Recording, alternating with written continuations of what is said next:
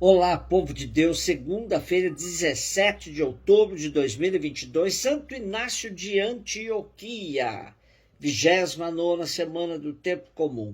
Nossa reflexão de hoje é a partir de Efésios 2, de 1 a 10, Lucas 12, 13 a 21. Irmãos, vós estáveis mortos por causa de vossas faltas e pecados, nos quais vivíeis outrora, quando seguíeis o Deus deste mundo, o príncipe que reina entre o céu e a terra, o espírito que age agora entre os rebeldes. Nós éramos deste número, todos nós.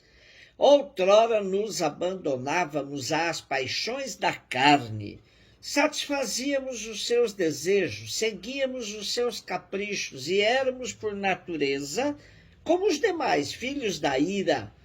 Mas Deus é rico em misericórdia, por causa do grande amor com que nos amou. Quando estávamos mortos por causa das nossas faltas, Ele nos deu a vida com Cristo. É por graça que vós sois salvos. Deus nos ressuscitou com Cristo e nos fez sentar nos céus em virtude de nossa união com Jesus Cristo. Assim, pela bondade que nos demonstrou em Jesus Cristo, Deus quis mostrar através dos séculos futuros a incomparável riqueza da sua graça. Com efeito, é pela graça que sois salvos mediante a fé. E isso não vem de vós, é dom de Deus.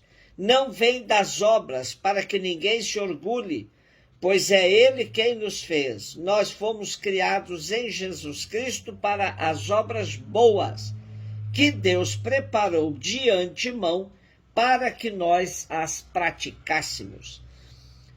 Nosso texto começa hoje referindo-se à situação de desgraça a qual todos estávamos mergulhados antes de receber de Deus a vida por meio de seu Filho Jesus Cristo. Diz Alonso Schöckel, o vós seriam os pagãos, súditos do maligno rei do mundo e chefe dos rebeldes a Deus. Nós seríamos os judeus, que apesar da lei cedem ao instinto ou se agarram a ritos corporais externos. Uma conduta guiada pelos poderes malignos deste mundo, pelos desejos perversos próprios, equivale a estar mortos pelo pecado. Daí vem a condenação.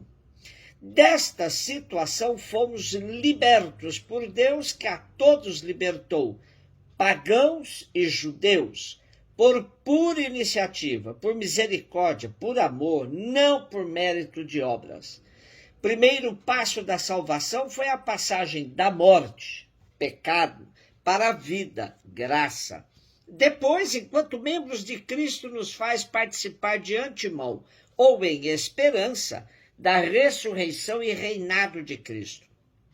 Em conclusão, somos nova criação de Deus por meio de Cristo e nos cabem tarefas, obras, que não são condição, e sim consequência da salvação. Essa contraposição entre ser salvo pela graça ou pelas obras é tema recorrente na teologia paulina. É bom entendermos que por obras Paulo entendia viver sob a escravidão da lei. Ele afirma categoricamente que a lei não é eficaz para a salvação. Somos salvos pela gratuidade e misericórdia de Deus manifestada plenamente em Jesus Cristo. Praticar o bem, executar obras, deve sempre ser consequência da consciência adquirida de que fomos salvos na graça para a prática do amor, da justiça e da misericórdia.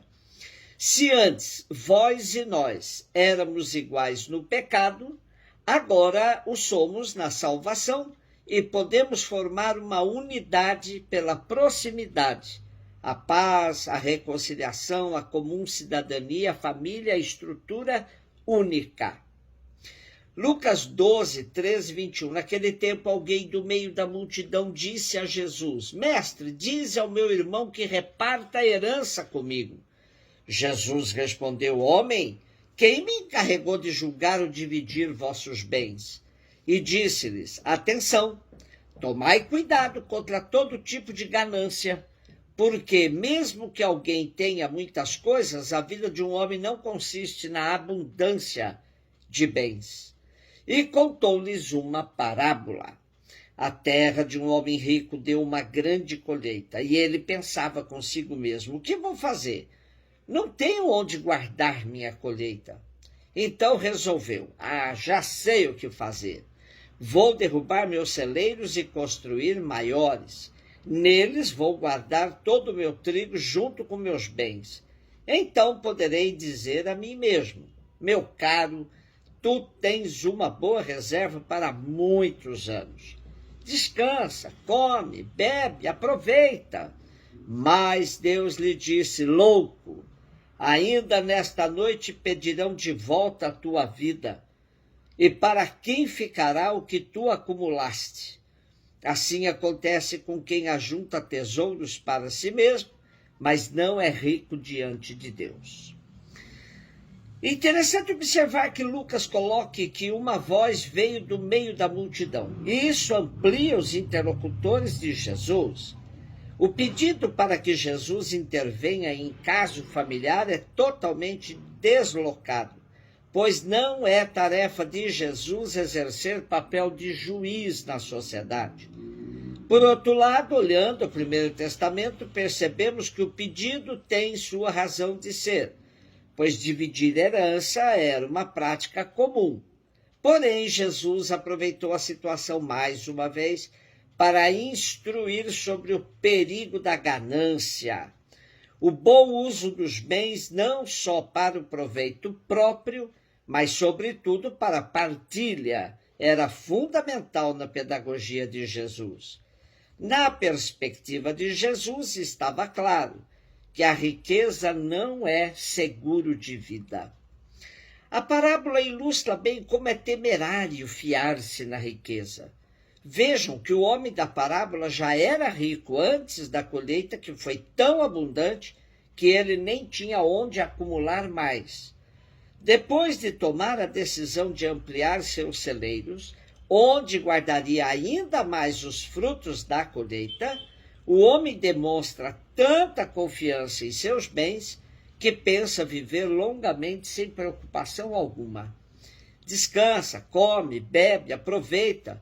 Esses verbos descrevem bem o estilo de vida traçado por alguém que centrou sua vida nos bens materiais. Porém, ele não levava em conta que não temos o controle total de nossa vida. Não determinamos nem mesmo o dia seguinte. Quando deitamos, não sabemos se despertaremos pela manhã. É bom percebermos duas dimensões abordadas por Jesus nesta parábola, onde a confiança na riqueza é central. Se por um lado o homem não tem o controle da própria vida, por outro, se mostra profundamente egoísta, pois nem de longe passou pela cabeça dele a possibilidade da partilha. Só sabia acumular. Estamos passando por um momento bastante similar em nosso país. Somos, por meio do agronegócio, um dos países mais exportadores de grãos do mundo. No entanto, convivemos com mais de 30 milhões de brasileiros com fome.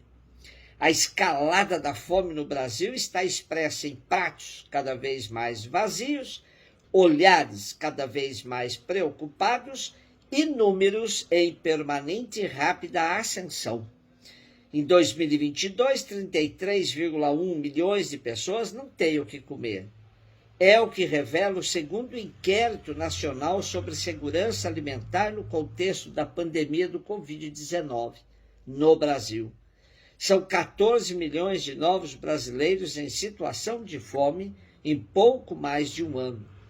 A edição recente da pesquisa mostra que mais da metade, 58,7% da população brasileira, convive com a insegurança alimentar em algum grau, leve, moderado ou grave, que é a fome. O país regrediu para um patamar equivalente ao da década de 1990. Por outro lado, os poucos ricos têm aumentado sua fortuna de forma assustadora. Como lhes diria Jesus, loucos, ainda nesta noite pedirão de volta a tua vida. E para quem ficará o que tu acumulaste? Celebramos hoje Santo Inácio de Antioquia, que foi bispo de Antioquia da Síria entre 68 e 100 ou até 107. Discípulo do apóstolo João, também conheceu São Paulo e foi sucessor de São Pedro na igreja em Antioquia. Segundo Eusébio de Cesareia, Inácio foi o terceiro bispo de Antioquia da Síria e, segundo Orígenes, teria sido o segundo bispo da cidade. Santo Inácio foi detido pelas autoridades, transportado para Roma, onde foi condenado à morte no Coliseu, martirizado por leões. Defendendo a autoridade da igreja, ele foi o primeiro a escrever a expressão Igreja Católica, em uso até o presente. Um beijo no seu coração.